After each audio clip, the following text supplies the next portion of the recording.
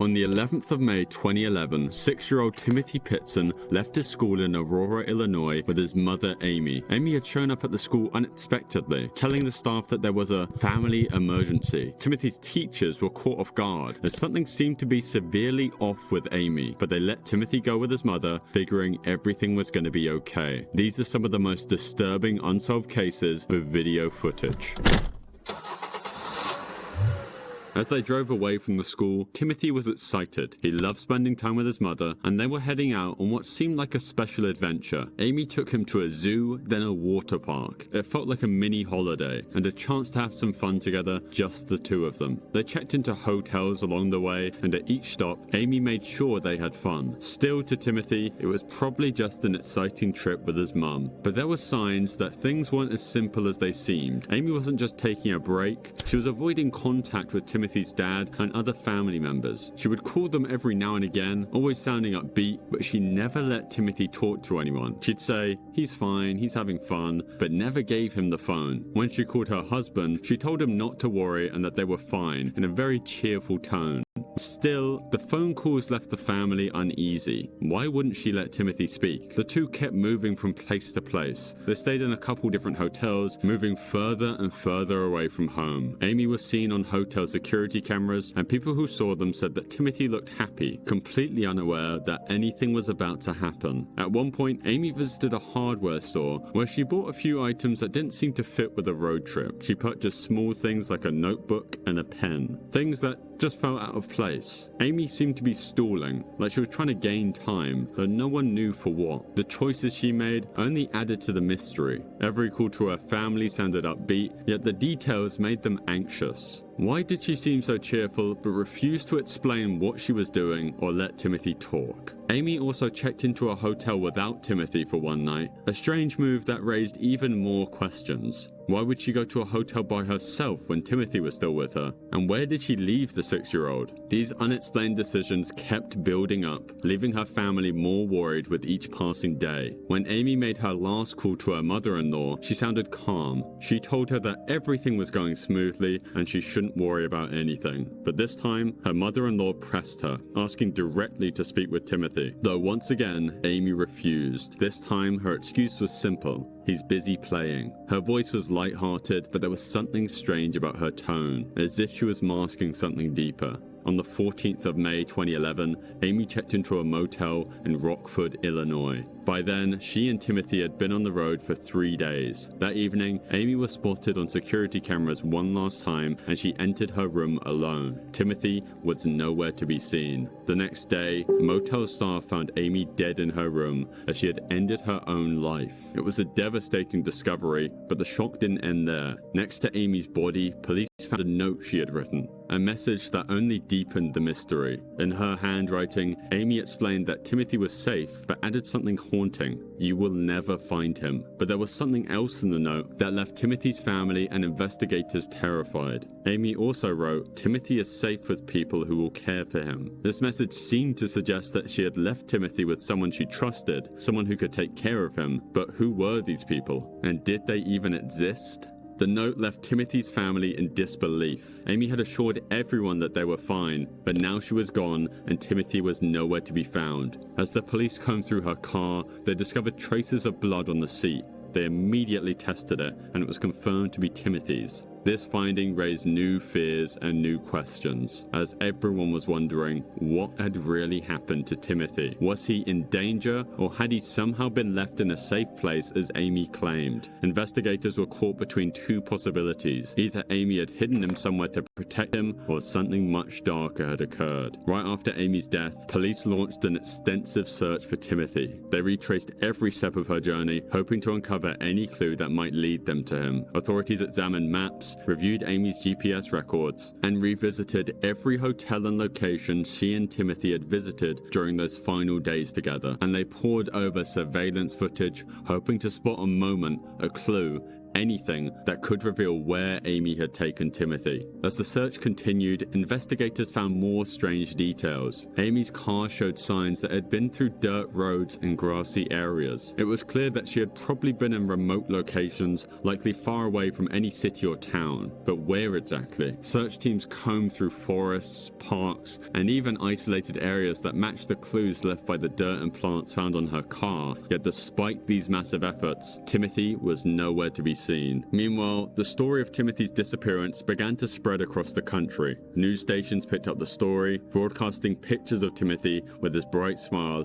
and innocent eyes. His face appeared everywhere, on television, in newspapers, and on missing person posters. The public was captivated by the mystery, and as more details emerged about Amy's final days, people began forming their own theories. Timothy's father, Jim Pitson, became the face of the family's heartbreak and hope. Appearing on news interviews, he spoke openly about the pain of losing Amy and the agony of not knowing where his son was, though he still believed, as Amy's note had said, that Timothy truly was safe somewhere. The general reaction to the case was mixed. Some people sympathized with Jim and clung on to the idea that Timothy was still alive, somewhere out there. They rallied for his return, joining search parties, volunteering, and spreading Timothy's story online. Others, however, began to question Amy's actions and whether her words in the note could be trusted. They speculated that her final message was meant to mislead, and some even believed that Timothy might never be found because he was no longer alive. Then, in 2019, 8 years after Timothy's disappearance, the case took a very unexpected twist. A young man appeared claiming to be Timothy Pitson, saying he had finally escaped his captors after years of being held against his will. For a brief moment, hope flooded back. Jim and his family were overwhelmed with emotion, believing that Timothy might be finally returning home.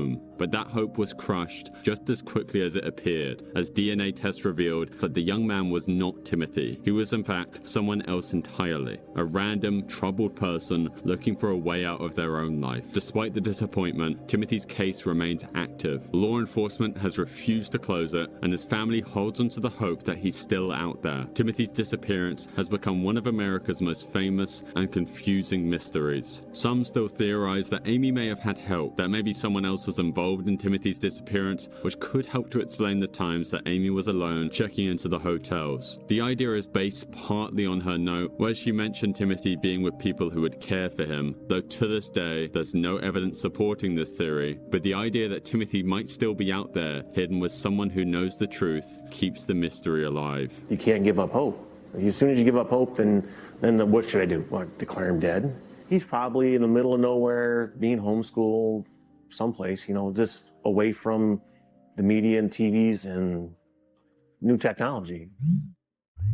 It was still dark in Midlothian, Texas on the morning of the 18th of April 2016. For 45-year-old Terry Missy Bevers, a fitness instructor and mother of 3, this was a normal time to be up and ready. She was dedicated to her fitness classes, regularly teaching early morning sessions. She had a class scheduled at Creekside Church of Christ that day, and she was known for showing up early to set everything up. Around 4:20 a.m., Missy entered the church, her headlights briefly illuminating the parking lot before going dark. With her workout equipment and supplies in hand, she made her way inside, likely unaware of the danger that awaited her. What she didn't know was that someone had already broken in. Hours before Missy arrived, Creekside Church had been empty, but by 3:50 a.m., a figure had appeared inside, roaming the halls in a way that would later raise unsettling questions. Security cameras captured the footage of this person, someone whose actions seemed more bizarre than purposeful. The intruder was dressed head to toe in SWAT-style tactical gear, including a helmet, vest, and gloves, all of which concealed their identity. Obviously, this wasn't ordinary clothing, especially for someone committing a crime, and it was something that law enforcement would later struggle to explain, as they couldn't figure out if it was merely just a disguise or some sort of message. As the figure moved through the church, their actions were equally strange. Instead of heading directly to an office, a safe, or any obvious target, the person walked around, opening doors, checking checking rooms and tapping on walls. Their pace was calm, almost wondering, as if they had all the time in the world, as it didn't seem like they were searching for anything specific. Instead, it felt as though they were just waiting. The security footage further showed this person pausing here and there, standing silently, before moving again. It was this slow, almost detached movement that would later haunt viewers. And in one of the stranger aspects caught on the camera was the fact that the figure seemed to even stagger slightly, as they walked very clumsily, as it looks as if they could be unfamiliar with the layout of the church, or they were in some kind of daze. At around 4:20 a.m., just as Missy entered the church, the camera footage ended. To this day, it's unclear exactly how much time passed between Missy walking into the church and her encounter with the intruder, but what is known is that Missy was soon to be found dead, her body discovered by her students who arrived for class a short time later. The scene that they would walk into was shocking. Missy had suffered multiple injuries that was believed to have been inflicted by a hammer that was left near her body. After her death, the investigators turned to Creekside Church's security cameras, hoping they held the clues that could identify Missy's killer. What detectives found is that the footage raised far more questions than it answered. Like, as the figure moved throughout the church, they would also periodically break certain objects and shatter glass, leading the police to believe that the person was trying to stage some sort of robbery gone wrong, though that theory would make little sense when you consider that the robber neglected to take Missy's purse or iPad. Also, why had they chosen a church of all places, and what was the motive? If this was a robbery, it was certainly an unusual one. After the discovery of Missy's body at Creekside Church, Midlothian police faced a daunting task. Because there was just so little to go off, the detectives involved started watching the footage over and over again to find the tiniest of details, which then made them notice the killer's strange gait or walking style, as they seemed to move with a slight clumsiness, as if they were wearing shoes too big or simply had a very distinct walk. Internet detectives then started comparing the walk to those around Missy, and if you line up the videos of the SWAT-geared intruder with those of her father, they do look eerily similar. That this evidence, if you can even call it that, is extremely weak and is a symptom of the case being so mysterious and confusing. The police themselves initially thought that the intruder could be female, as the walk looked as if the person was wearing clothes too big or too heavy, though again, this theory led nowhere.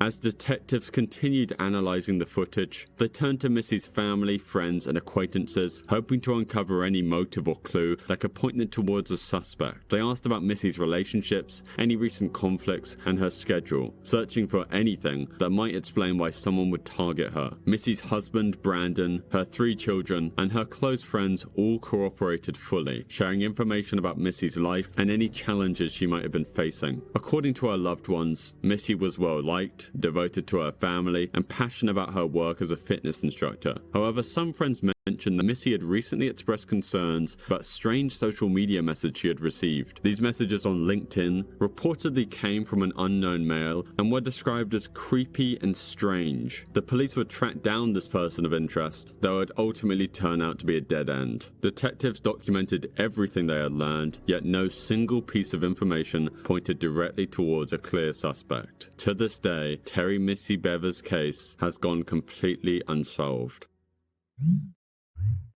Alyssa Turney was a typical 17-year-old high school junior living in Phoenix, Arizona, with her father, Michael Turney, and half-sister Sarah. Like most teenagers, she had a part-time job, friends, and dreams for the future. But on the 17th of May 2001, everything changed. That was the day Alyssa vanished without a trace, and the mystery of her disappearance would leave her family and community searching for answers for years to come. It was the last day of school, and Alyssa was looking forward to summer break. She and her friends had made plans to celebrate, and it seemed like a typical start to what should have been a carefree summer. But what happened that afternoon has been clouded by strange details, some coming from her father Michael himself, who was the last person to ever see her. According to Michael, he picked up Alyssa from Paradise Valley High School around lunchtime. He claimed that they went out for a bite to eat at a local restaurant, and then, once they returned home, they had a heated argument. Michael would later tell the police that Alyssa stormed off, shouting that she was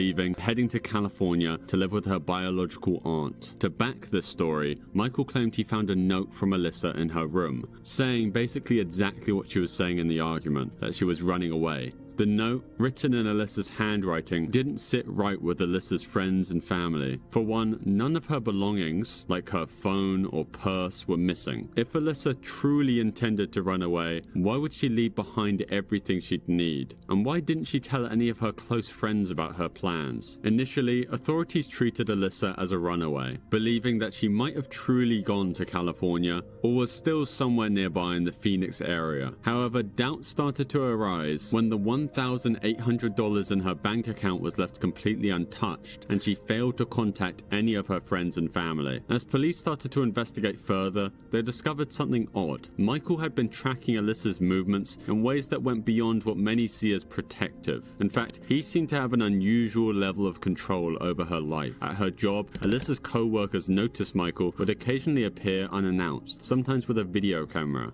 In one instance, he secretly recorded his daughter's interactions with customers, co-workers, and friends, claiming it was to ensure her safety. But there was no clear reason why he would have to monitor her like this. These recordings weren't limited to her workplace either. Michael had even installed surveillance devices around their home, and one of the most disturbing details was the discovery of hidden recording devices in the family's living room. It's unknown how often Michael reviewed these recordings, but it was clear he had an intense need to keep tabs on Alyssa's actions and conversations. This kind of behavior extended into nearly every aspect of Alyssa's life. Michael kept strict control over her social life, reportedly screening her phone calls and limiting her time with friends. Alyssa's friends recalled that Michael seemed overly protective and suspicious, making her feel uncomfortable and trapped. They reported that Alyssa felt she couldn't do anything without her father knowing, and over time, she grew increasingly resentful of his intense surveillance. For any teenager, this level of control would have felt suffocating. Though it gets much more worrying. When the police were taking statements from those who knew Alyssa to try and find any leads revolving her disappearance, one of her close friends, her boyfriend, and her stepbrother all independently shared stories that they had heard from Alyssa, all involving Michael attempting to illegally and inappropriately touch his daughter. In one instance, Alyssa's stepbrother said that during a car ride, Michael scooted closer to Alyssa and then tried to touch her in ways that would certainly get him arrested if anyone had reported it. Speaking of which, Michael himself once called Child Protective Services to warn them that if Alyssa was to ever call them to accuse him of touching her strangely, that she's a liar. A very normal thing for a loving father to do. Then somehow the strangeness continues. Michael was fixated on a very particular incident involving Alyssa. He frequently brought up the claim that years prior, Alyssa had been assaulted by a teacher. Michael often told people he believed this incident deeply affected her, yet there was no concrete evidence of it ever happening. Interestingly, Michael's account of the incident would often shift, making it hard for investigators to verify. Alyssa's close friends noted that she had never mentioned this supposed assault, and many doubted it ever happened. Michael, however, used this story as a justification for his extreme protectiveness, insisting that he was simply trying to shield Alyssa from further harm. Then there was the matter of Alyssa's aunt. When the police followed up, they learned that Alyssa's aunt in California hadn't heard from her and wasn't expecting her to come. This detail obviously threw more doubt on Michael's story. If Alyssa had indeed intended to run away, why hadn't she contacted the aunt that she was supposedly going to stay with? To the police, Alyssa's disappearance started looking less like a runaway case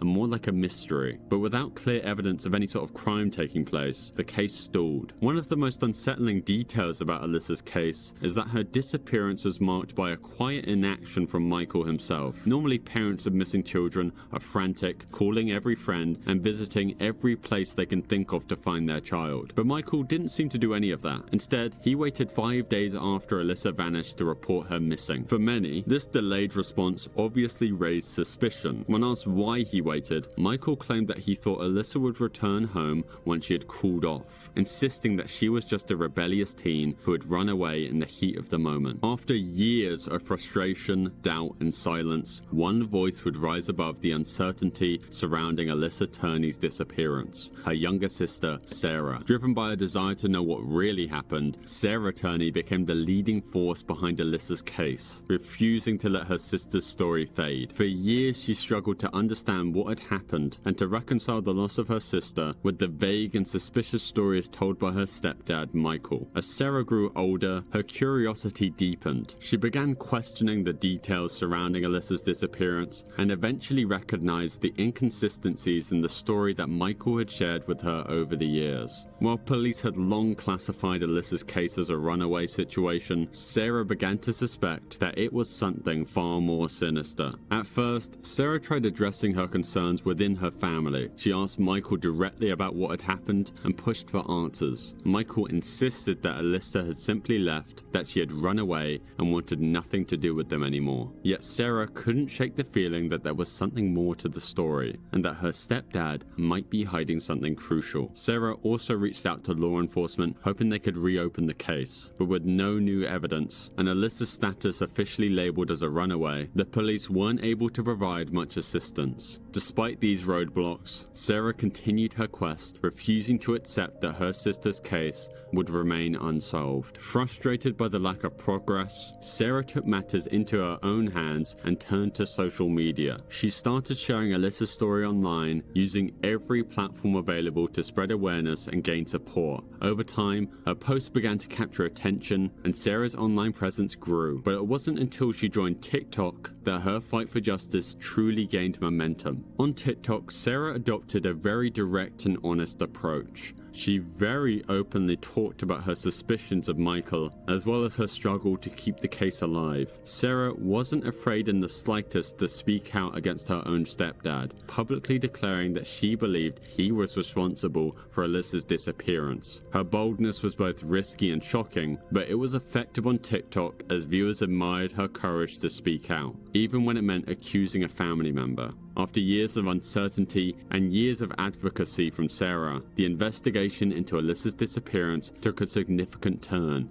In August 2020, nearly 2 decades after Alyssa was last seen, police arrested her stepfather, Michael Turney, charging him with second-degree murder. Investigators pieced together patterns of Michael's controlling behavior, leading to the decision to formally reopen the case and charge him. The second-degree murder charge against Michael Turney indicated that the authorities believed he had killed Alyssa without premeditation. However, the lack of any direct physical evidence linking Michael to Alyssa's disappearance posed a significant challenge for the prosecution. Despite these hurdles, Sarah and her supporters remained hopeful that the circumstantial evidence and Michael's own actions would lead to a conviction. In July 2023, Michael Turney's trial commenced. After 6 days of testimony, the defense filed a motion for an acquittal, arguing that the prosecution had not presented substantial evidence to support a conviction. The judge agreed, citing the absence of physical evidence proving Alyssa's death on Michael's involvement,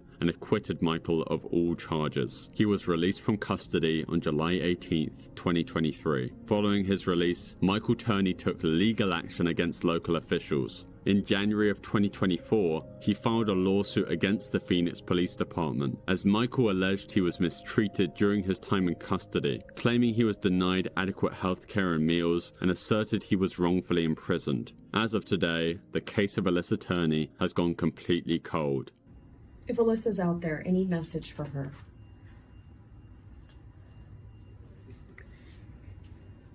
Same message I've always tried to give it.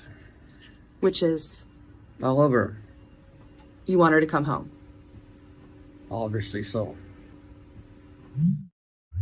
The holiday of a lifetime, a Caribbean cruise, warm beaches, and the endless blue of the open sea. Amy Lynn Bradley, a 23-year-old recent college graduate from Virginia, was thrilled about the trip. Traveling with her family, she boarded the Royal Caribbean cruise ship Rhapsody of the Seas on March 21st, 1998. Amy was excited, but also a little bit nervous. Friends and family said she wasn't exactly the cruise type. Amy was athletic, outgoing, and independent, but she had a fear of open water, which made the cruise ship a bit of a leap outside her comfort zone. The night of March 23rd should have been just like any other night on the cruise ship. The family enjoyed dinner, and Amy later went to a nightclub on the ship with her brother Brad. The siblings had a fun night, dancing and chatting with the other passengers, and in a video taken that night, Amy looked happy and carefree. Around 3:30 a.m., Brad left the club to go to bed, and Amy told him she'd be right behind him. This was the last confirmed sighting of Amy by her family. Early next morning, things took a shocking turn. Around 5:30 a.m., Amy's father, Ron Bradley, woke up in their shared cabin. He noticed that Amy wasn't in her bed, which immediately set off the alarms in his head. It was strange for Amy to be up that early, especially since they'd been out late the night before. Ron initially assumed she might have gone up to the deck to watch the sunrise, and he figured she'd be back soon. But as the minutes passed and Amy didn't return, Ron's concern grew. He searched around the ship looking for any sign of his daughter as he checked the common areas, the decks, and even went to the ship's dining area, but there was no trace of Amy. Feeling increasingly desperate, he woke up the rest of the family. They searched for her together,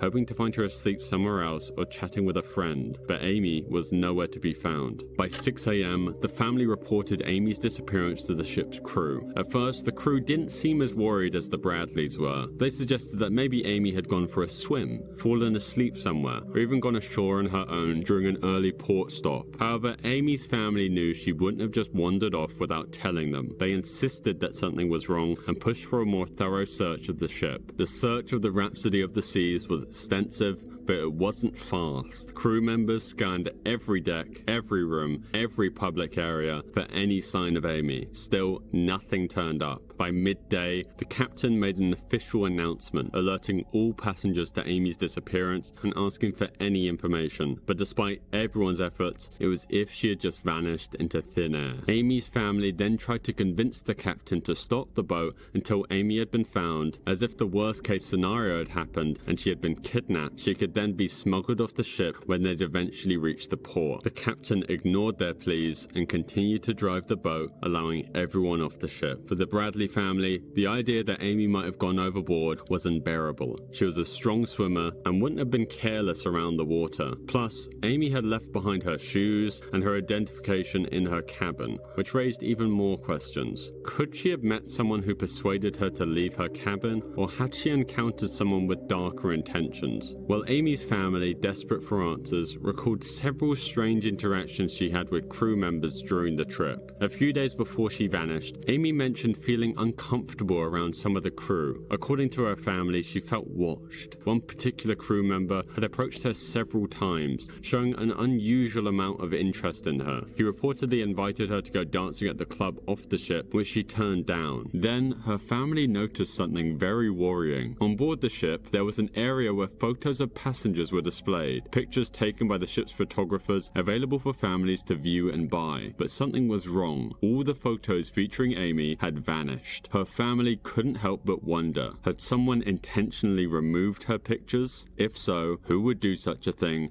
and why? And as time passed, some people have claimed to have seen Amy, fueling the theories that she might still be alive. Several witnesses came forward saying that they had seen a woman matching Amy's description in the Caribbean. These sightings included accounts from a sailor and tourists who saw a woman resembling Amy with men who seemed to control her. In one case, a Canadian tourist reported seeing a woman in a brothel in Barbados. The woman allegedly begged for help, saying she was in fact Amy and was not allowed to leave. These sightings gave Amy's family hope, but all of them led to dead ends when followed up by authorities. No concrete evidence was found, and the woman in the sightings was never confirmed to be Amy. The descriptions were often vague, and some sightings happened in chaotic settings. Still, for the Bradleys, each new sighting brought a glimmer of hope, which is also connected to perhaps the most disturbing theory of all, being that Amy had been abducted and sold into human trafficking. The idea was bolstered years later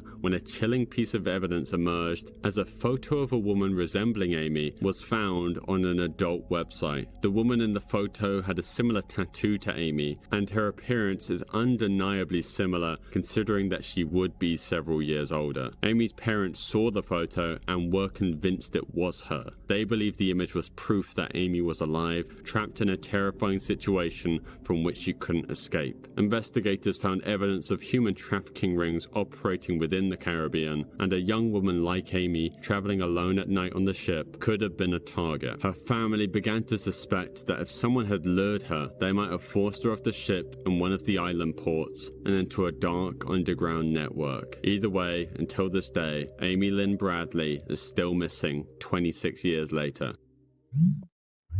Kenny Veach was no ordinary hiker. Kenny was the kind of person who thrived on adventure. He had been hiking for years, tackling some of the hardest trails in the southwest United States. Friends described him as fearless and intensely curious, which perhaps is what eventually led to his unfortunate end. He documented one of his hikes on YouTube, where he'd gained a small viewer base, and talked about some of his findings in the endless stretches of the Mojave Desert. There were abandoned mines, strange caves, and even government training grounds all around the place. Kenny's viewers became captivated by his discoveries, eagerly awaiting another upload. And for Kenny, their excitement seemed to fuel his own. Despite the dangers, Kenny found a sense of freedom in these remote places, but he also knew the risks. A simple slip on a rock, a broken bone, or getting lost without cell reception could mean life or death. Yet Kenny believed the rewards were worth the risk. Kenny once shared that he had a habit of exploring alone, even when people warned him against it. Hiking alone in a desert like the Mojave was not something that most would consider, but Kenny saw it differently. He believed that hiking alone sharpened his senses, and it forced him to be more aware of his surroundings. Without the distractions of company, he could listen to the desert and focus on the details he might otherwise overlook. His viewers, and also he probably knew, that each time he went out there alone, he was taking a chance. But it was a chance he seemed willing to take again and again. But there was one discovery that would change everything. It wasn't just another rocky canyon or long abandoned mine. It was something different. And I'm looking for a cave that I found, and I didn't have a sidearm when I was here before, and something about that cave just spooked me. Out of all the caves I've ever gone in, this one just made my body vibrate. The closer I got to it, the crazier my body felt, and I was like, all right, I'm not gonna go in there right now, but I'm coming back someday. So hopefully I'll find it. It's shaped like a big M. It's a big cave that looks just like a gigantic M, and it's about as tall as I am and kind of narrow.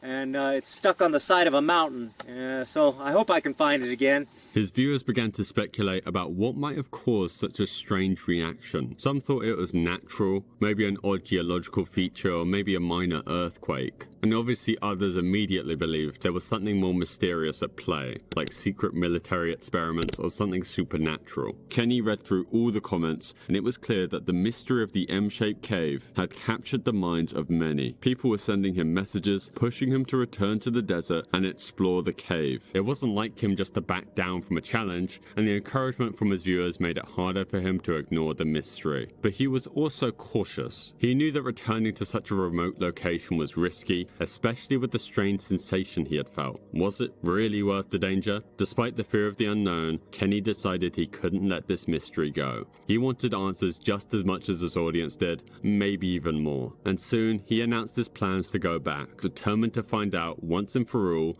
what was inside that cave. Kenny prepared carefully for this trip, aware of the dangers that awaited him in the desert. Even for an experienced hiker like him, the Mojave held countless risks. This wasn't just a quick day hike. The remote location of the cave meant that he'd have to navigate miles of rugged terrain with limited supplies and no phone reception. In case anything went wrong, Kenny let his girlfriend and a few close friends know where he'd be heading. This way they'd have an idea of his location if he didn't come back. Then, days passed, and no one heard from Kenny. At first, his friends and family assumed he was still exploring, caught up in the thrill of adventure. But as more time went by, their worry grew. Kenny's girlfriend reported him missing, and a search operation was launched as teams of rescue workers scoured the Mojave Desert, covering every trail and checking every canyon. They looked for signs of his presence, hoping to find any clue about where he might have gone. During the search, they discovered Kenny's phone lying on the ground near an abandoned mine shaft. This was miles from any marked trail and deep within the desert. The phone had no interesting messages, no final recordings, no indication of what might have happened to him. It was as if he had left it on purpose or had dropped it by accident before going further into the wilderness. I mean, why would he leave it behind? Despite extensive search efforts, no other trace of Kenny was ever found. The team searched for weeks, covering the surrounding area and examining any possible routes he might have taken.